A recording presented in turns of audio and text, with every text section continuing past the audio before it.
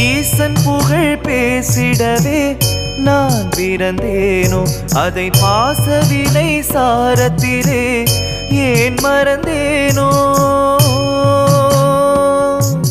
ஈசன் புகழ் பேசிடவே நான் பிறந்தேனோ, அதை பாசவினை சாரத்திலே ஏன் மறந்தேனோ.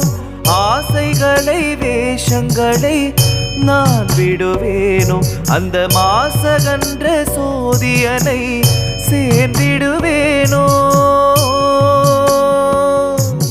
தூண்களில் ஆவான் படைத்தார் தூயவன் அவனே, கழல் தேடி வரும் கண்களுக்கு தாயானவனே. தூண்களில் ஆவான் படைத்தார் தூயவன் அவனே, கடல் தேடி வரும் கண்களுக்கு தாயான